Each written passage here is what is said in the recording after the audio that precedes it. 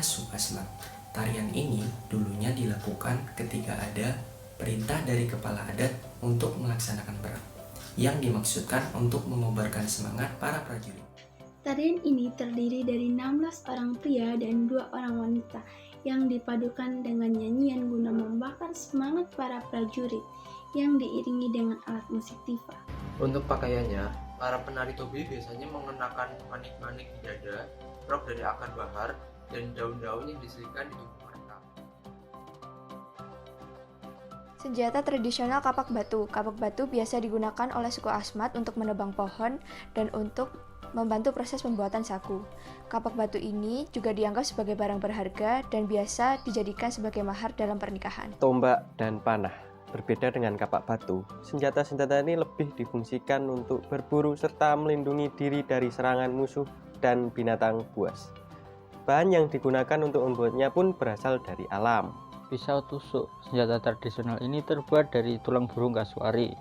Agar terlihat lebih menarik, masyarakat suku Asmat menghiasinya dengan bulu burung kasuari, rajutan daun sagu, dan kerang-kerangan.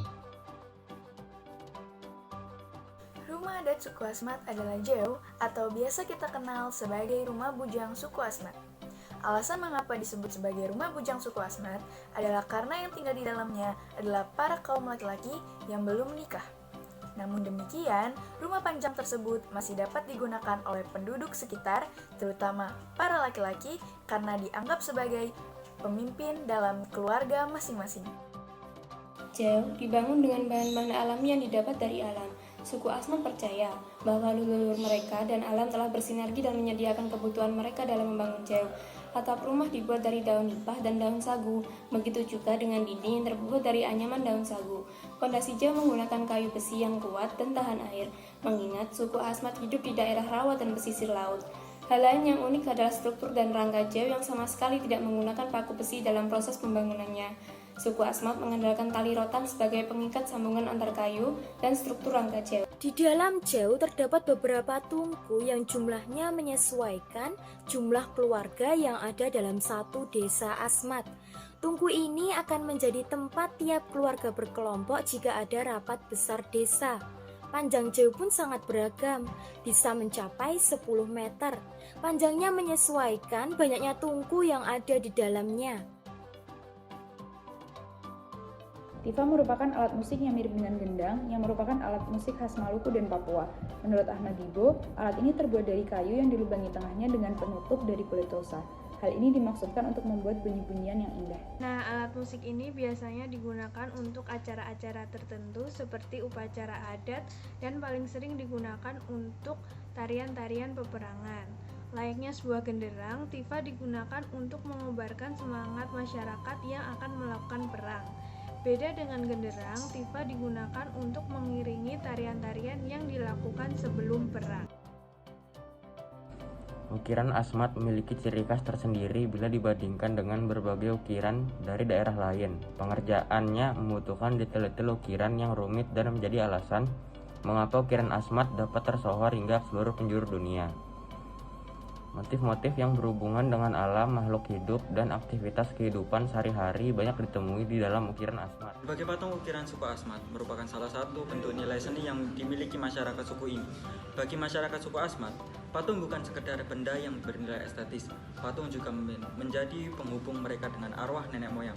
Contohnya, patung bis. Patung bis dibuat sebagai perlambangan adanya sosok nenek moyang dalam kehidupan sehari-hari mereka. Masyarakat suku Asmat percaya bahwa orang yang sudah meninggal mampu ditemukan kembali di dalam bentuk patung bis. Karenanya, setiap patung bis yang dibuat diberi nama sesuai dengan orang yang telah meninggal. Tapi, tidak semua orang yang sudah meninggal dibuatkan patung bis. Hanya orang tertentu yang dibuatkan patung bis.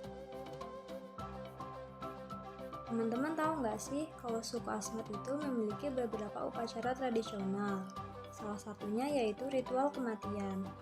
Suku Asmat percaya bahwa meninggalnya seseorang itu tidak disebabkan oleh hal-hal yang alami, tetapi dikarenakan oleh roh jahat yang mengganggu sehingga orang tersebut meninggal.